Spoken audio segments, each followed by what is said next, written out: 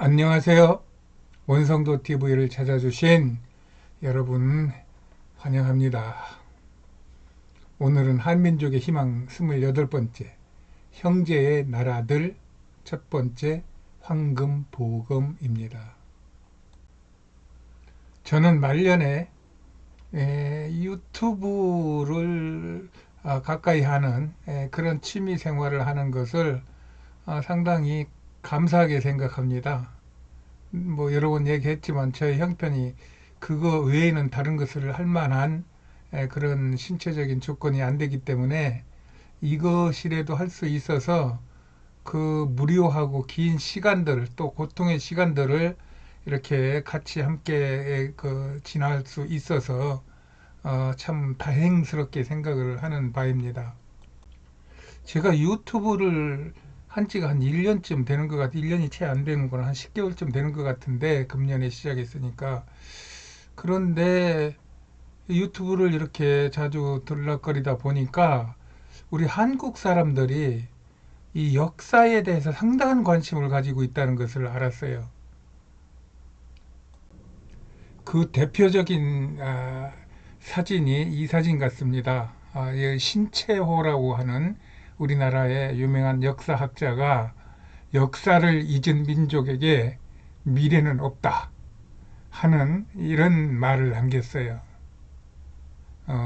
저도 예전에 언뜻 들어본 것 같기도 하고 못 들어본 것 같기도 한데 요 근래에 이 말이 다시 박힌 거예요, 저한테도. 그래서 그 뒤부터 인터넷을 하면서 이런 것 저런 거를 많이 들여다봤는데 그 중에서 제가 많이 보는 인터넷 TV 방송이 KBS의 역사 스페셜, 그 다음에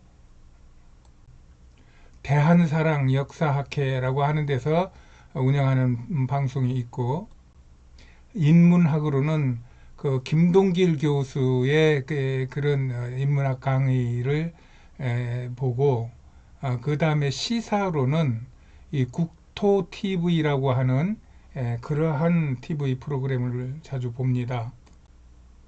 이것이 그 국토전략 TV의 그 썸네일입니다. 여기에 보면 주제가 대한민국 미래의 국토 비전 이렇게 돼 있어요.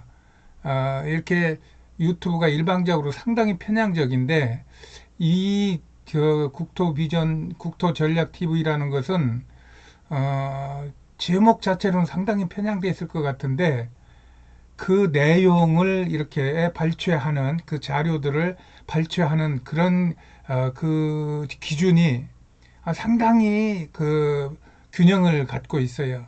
그래서 절대로 그냥 생각으로 하는 것이 아니라 뭐 이전에 있었던 자료들과 그런 것들을 전체적으로 총망라를 해서 정리를 한 후에 그로 인하여 우리나라가 앞으로 긍정적으로 이렇게 될 것 같다고 하는 그런 예견을 해주는 건데 제가 깜짝 놀란 거는 이 프로그램이 보통 3, 40만 조회를 올려요.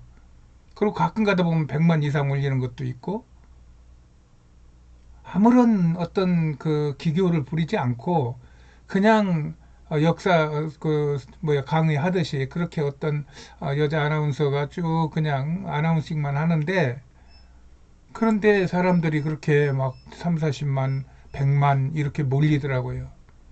우리가 뉴스 같은 거 뭐 TV조선이나 무슨 유튜브 잘한다는 것들이 3, 40만 나오면 큰 소리 치는 그런 경우인데 이런 프로들은 뭐 큰 소리 안 쳐도 그런 수준의 아주 많은 어, 그, 그 청취자들의 어떤 호의를 받고 있더라고요. 호감을 받고 있더라고요.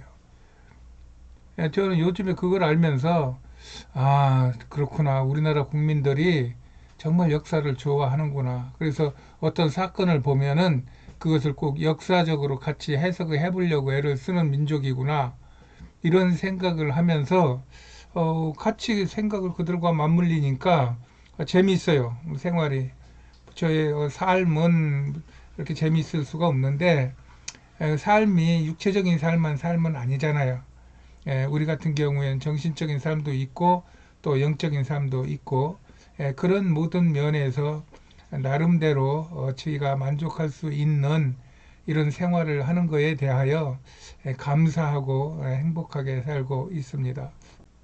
그래서 저는 요즘 그 아프가니스탄 사태를 보면서 제가 생각하고 있었던 평소의 생각이 자꾸 오버랩이 되는 거예요.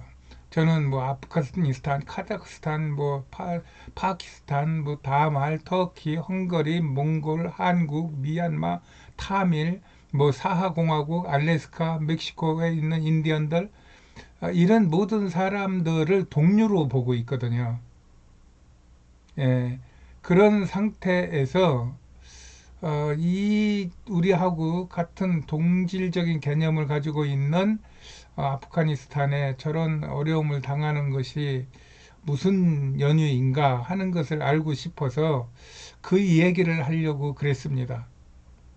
여기에도 보면은 아, 그, 뭐야, 투르크 언어, 알타이 언어를 사용하는 이 중앙아시아로부터 유럽까지, 터키까지, 유럽까지, 여기까지 연결되는 연맹국, 7개 연맹국가인가 8개가가 서로 모여서 조직을 했어요. 연맹 조직을 했어요. 그리고 거기에 아마 터키가 회장 국가 역할을 하는 것 같아요. 근데 우리나라도 상당히 관심 있는 조직인데 우리나라는 벌써 이제 세계적인 국가가 됐기 때문에 섣불리 이런 단체에 가입하거나 활동하는 것에 상당한 조심을 하는 것 같습니다. 내심으로는 우리나라도 아마 이런 단체에 들어가서 같이 이들을 주도해 가면서 세계의 큰 주도권을 쥐고 세계를 이끌어 가고 싶다 하는 생각을 할 것 같아요. 그래서 그런 얘기를 하려고 하다가 보니까 느닷없이 그 황금 보금 얘기가 나오는 거예요. 지금 지도에 추가된 이런 사진들이 황금 보금입니다. 이것은 트라키아 황금보검이고 이것은 카자흐스탄에 있는 황금보검이고 이것은 경주 신라의 황금보검입니다. 이 세 개를 모아 놓아서 같이 한꺼번에 찍은 이 사진이 우리나라 국립박물관에 있는 것 같습니다. 제가 이 얘기를 언젠가 한번 했어요. 이 황금보검이라는 거에 대해서. 그때는 제가 트라키아를 좋아하기 때문에 이 트라키아하고 신라에서 발견된 황금보검에 대해서만 얘기를 했어요. 근데 오늘 그 자료를 찾다 보니까 느닷없이 카자흐스탄에서 황금보검이 발견됐다고 하는 뉴스가 오래전에 있었어요, 보니까. 그래가지고 이 트라키아, 카자흐스탄, 신라 이 세 군데 황금 보금을 모아봤더니 똑같더라 이 말입니다. 뭐 똑같진 않지만 거의 같더라 이 말입니다. 제가 트라키아만 알았을 때도 상당히 깜짝 놀랐는데 어떻게 그런 일이 이게 200년 전 얘기도 아니고 적어도 막 800년, 900년 전 얘기가 어떻게 이런 얘기가 될 수 있지? 하는 이런 생각을 했었는데 거기다 카자흐스탄까지 들어오니까 이게 더 깜짝 놀라는 거예요. 이 지역 분포로 보면 아메리카 대륙이 역사에 드러나기 전까지는 여기가 세계 전체 전부였단 말이에요. 그 세계 전부 이쪽 끝에서 저쪽 끝까지 가운데까지 이 똑같은 물건이 사용되고 있었다고 하는 것이 이거 정말 놀랍지 않습니까? 그래서 제가 이 트라키아라는 말을 자주 쓰고 흉노라는 말을 자주 쓰고 그 다음에 돌거리라는 말을 자주 쓰면서 이 말들이 다 같은 말 같다 하는 얘기를 저는 자주 합니다. 여담으로 7년 전에 어떤 교수팀이 불가리아에 왔어요. 불가리아에 와서 제가 여행을 하면서 불가리아가 이 트라키아의 본거지이기 때문에 이 트라키아 얘기를 많이 했어요. 그랬더니 그 교수님은 아니 원 목사님은 왜 체계도 없는 얘기를 혼자서 그렇게 맘대로 합니까? 그거 우리야 잘 아니까 이게 잘못됐다는 얘기를 알 수 있지만 모르는 사람들은 원 목사님 얘기 듣고 다 잘못된 길로 갈 수 있는데 왜 그런 위험한 말을 합니까? 하면서 제가 혼난 적이 있어요. 근데 그때 그런 말을 들으면서도 내가 이게 잘못하는 말 아닌데 이건 내가 보고 그 다음에 역사적으로 그 느껴지는 그 다음에 유물들과 그들의 흔적들을 그리고 집시들이 어떻게 사는지를 보고 그것을 종합한 말인데 책에 없다고 이렇게 무시를 당하는구나 이런 생각을 한 적이 있어요. 여러분들 트라키아 말 자주 들어보셨나요? 아마 저를 가까이 하는 분은 여러 번 들어보셨을 거예요. 이 트라키아가 옛날 터키, 그리스, 불가리아 이쪽이 그 트라키아 지역이었는데 뭐 천년 전부터 그 뭐 불가리아에 있는 어느 유적지 그 간판에는 안내판에는 8천년 지금으로부터 8천년이라고 그랬으니까 BC 6천년 전부터 이곳에서 제사를 드렸던 바카스 신에게 제사를 드렸던 유적터다 이런 말이 있을 정도로 상당히 오랜 역사를 가지고 있는 말입니다. 근데 이 말은 우리가 그 예수 믿는 사람들은 성경 뒷면에 사도 바울의 선교 지도가 있는데 그 지도에도 지금 불가리아 지역을 트라키아라고 표기를 하고 있어요. 그러니까 로마 시대까지는 있었다는 얘기예요. 로마 초기까지는. 그러다가 이제 로마가 세계를 정복하고 지배하고 통치하면서 그 쓸데없는 말이다 이런 말은 없애라 해가지고 없앴다고 저는 믿는 사람입니다. 그런 트라키아죠. 그 다음에 카자흐스탄이라는 말은 뭐 얼마나 됐는지 모르지만 나라가 생긴 지 얼마 안 됐지만 그래도 여기도 단군의 저 고향이 여기다. 천, 어, 천이 아니라 환웅, 단군의 아버지의 환웅의 고향이 여기다. 뭐 이런 얘기를 주장하는 사람들이 많아요. 여기 카자흐스탄 이쪽에 천산이 있는데 이곳에 환웅이 하늘에서 내려와 가지고 그 다음에 사람들을 데리고 여기 뭐 백두산인지 뭐 신단순지 거기까지 와서 거기서 곰과 호랑이 사이에 경쟁을 붙여서 웅녀를 저기 삼아 가지고 거기에서 난 아들이 단군이다.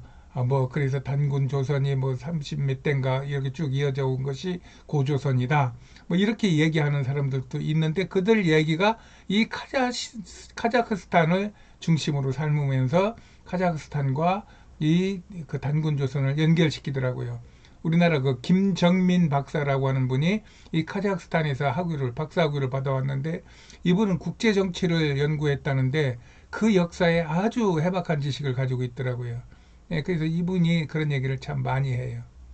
그리고 이쪽 황하 문명 쪽에서 사람들은 황하 저기 뭐야 흉노가 언제부터 시작됐냐 뭐 말로는 글로는 정확하게 뭐 BC 200 뭐 4년인가 뭐 200 몇 년부터 시작됐다고 하는데 그때는 이미 진시황이 이 여기에 그 춘추 전국 시대에 흐트러졌던 그런 오합지졸들을 뭐 끌어모아서 하나의 국계 형태를 그 잡을 때가 BC 200년대란 말이에요. 그때부터 그 흉노가 나오는데 그 흉노를 막기 위해서 여기 이렇게 만리장성을 쌓았단 말이에요.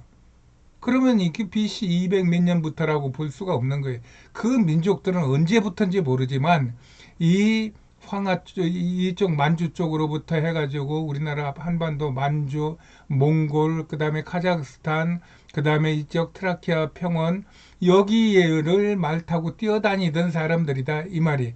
그 사람들이 이쪽에서는 트라키아라고 불렀고 이쪽에서는 흉노라고 불렀고 그들이 같은 민족들이기 때문에 같은 그 풍습을 가지고 그런 생활을 살았기 때문에 그들이 이런 것들도 같이 만들어서 사용했을 것이다.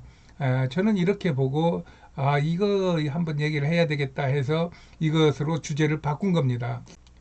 근데 이게 보면은 이게 검이 무슨 검이 이래?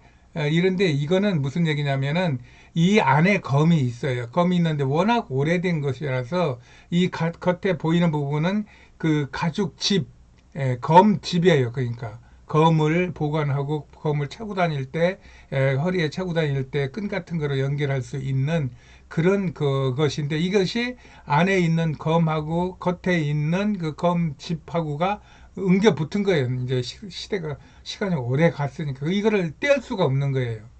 그래서 사진을 찍었는데 요즘에는 이제 엑스레이 사진이라든가 이런 것이 발달이 돼서 한번 그 속에 있는 검의 형태를 찍어낸 게 있더라고요.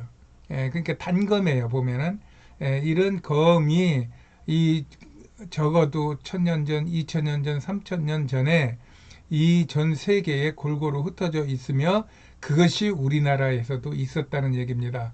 그러므로 우리나라 민족이 전 세계를 아우를 수 있는 대단히 중요한 민족으로 부각되고 있다. 저는 이렇게 믿고 있고 때가 되어서 지금 그 시기가 되어서 제 때는 힘들겠지만 제 후대에서 이런 일들을 이런 일 기운을 받아서 그래 가지고 전 세계의 주도권을 쥐고 전 세계를 바른 길, 정의로운 길로 인도할 수 있는 나라와 민족이 될 것이다.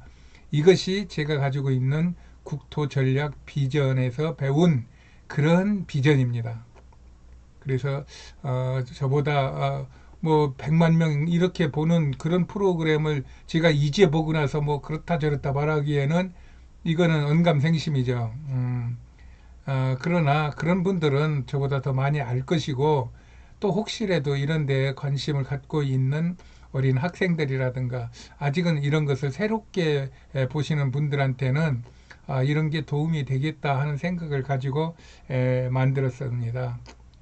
여러분들이 대한민국을 사랑하고 대한민국의 앞날에 큰 비전을 가지고 매진하시기를 바라겠습니다. 오늘은 여기까지입니다. 안녕히 계세요.